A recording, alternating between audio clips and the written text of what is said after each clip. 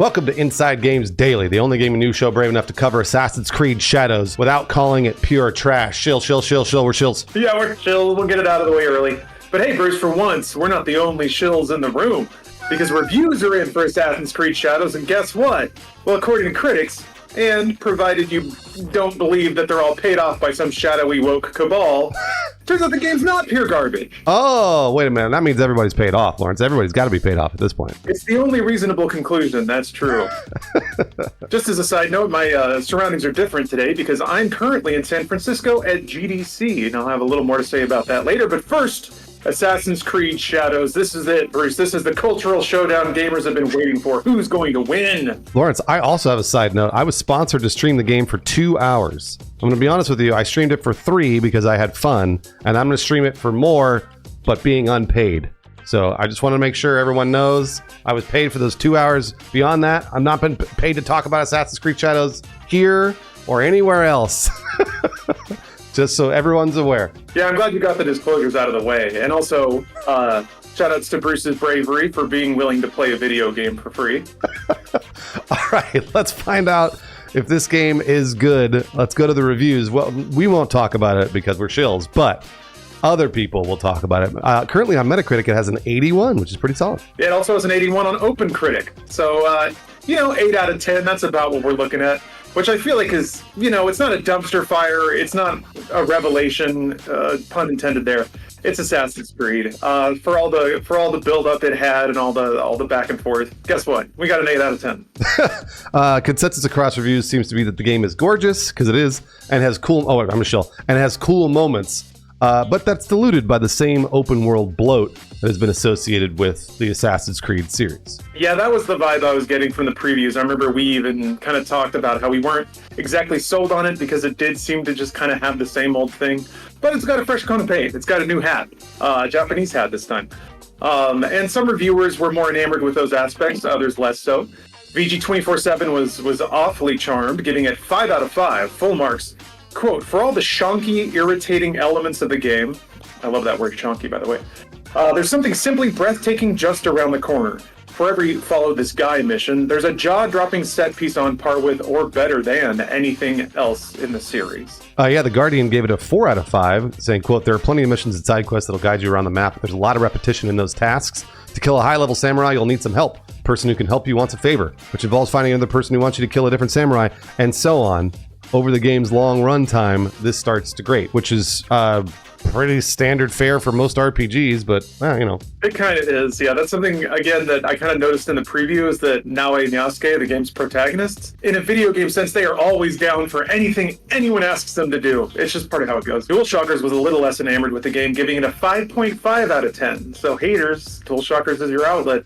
They write, Assassin's Creed Shadows is a bloated collection of uninspired quests that quickly turn into a repetitive, boring grind. While the art and history teams deserve recognition for their efforts, it's all unfortunately wasted on a narrative that goes nowhere, is poorly explained, and has no satisfying resolutions. Okay, Eurogamer gave it a 4 out of 5, saying, tonight I'll be back in Shadows Open World as I have done every night for the past couple of weeks. It's currently winter in my game, and while the seasons didn't impact my gameplay much pre-credits, my post-game returns to certain areas are finally allowing me to see its impact versus the last time I was in town.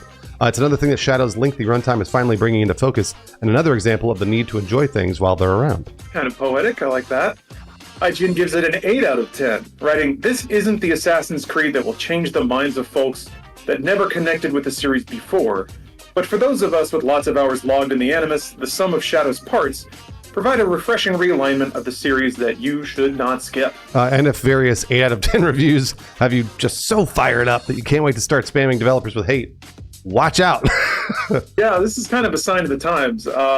Apparently, Ubisoft has plans in place because they've been on the receiving end of some fire over the past 6 months or so. French media outlet BFM TV reports via an anonymous source that Ubisoft is collaborating with Canada's Communication Security Establishment to establish an anti-harassment plan for the entirety of Assassin's Creed Shadows launch. Lawrence, just for playing the game and talking about it, I have received harassment. Yeah.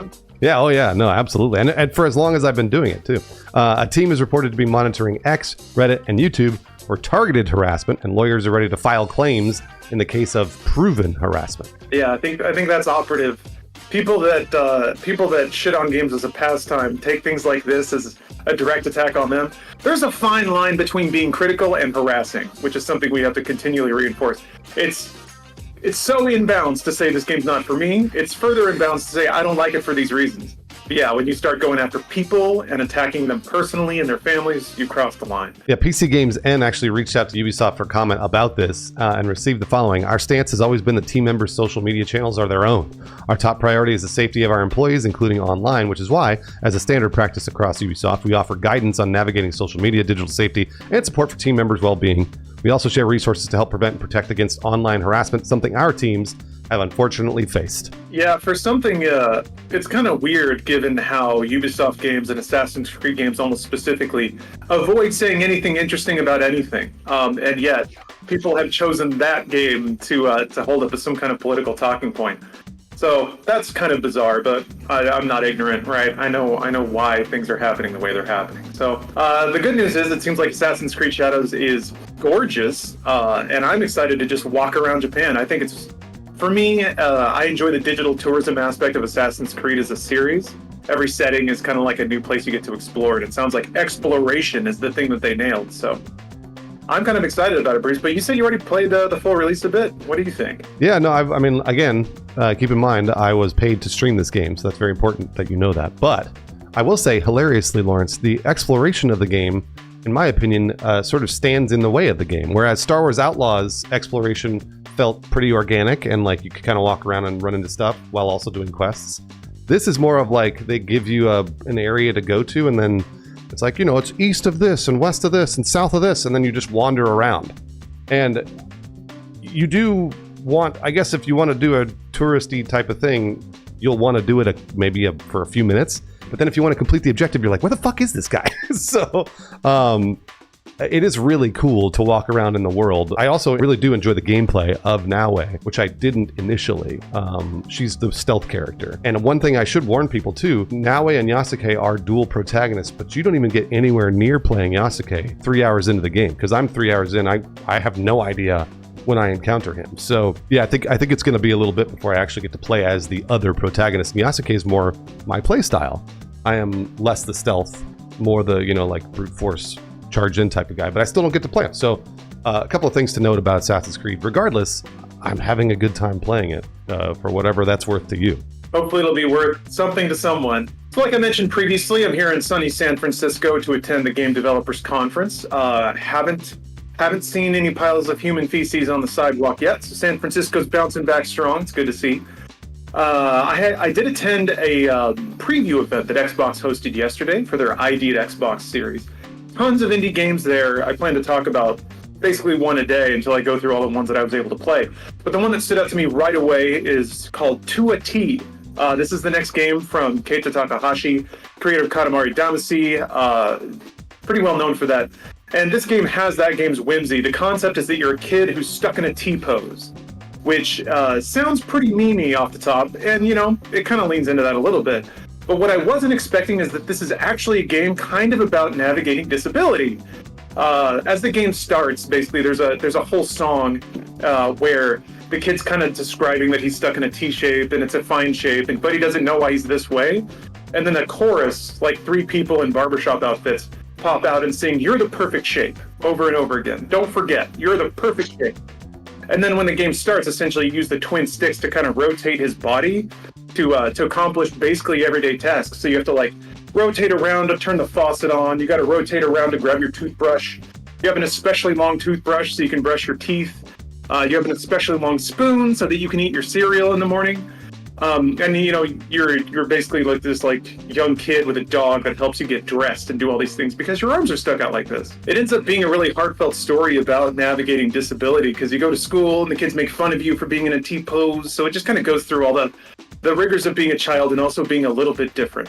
So I just expected it to be a big meme fest. I didn't expect it to be so heartfelt and have an actual kind of message behind it, which is really beautiful. So To a T, check it out. All that we see is a trailer now. I think it's coming out this May, and I'm excited for it. Also, the first thing you do in the game is you rub a dog's head. You got a helicopter to the side, put your hand down, and then just give him a good scritch. So that's kind of what you're dealing with here, and it's utterly charming, really beautiful. Oh yeah, and the soundtrack, there's this plinky plunky pastoral piano playing the whole time. It fits it fits the game like a glove. Pun partially intended there. So to a T, check it out, coming soon. You got me really excited for that. I loved Katamari, so I'm really looking forward to this. Actually, that sounds awesome. It's so charming. It's so cute. And there's a big giraffe man who makes sandwiches for people. This sounds great, Lawrence. I can't wait to play it. Lawrence, have a great time out in GDC. Hopefully, you'll have more games for us tomorrow on Inside Games Daily. Oh, you can bet on it. And I have capture for some of them too, but I have to wait till I get home to upload. Ooh. But yeah, thank you for watching Inside Games, and we'll see you tomorrow.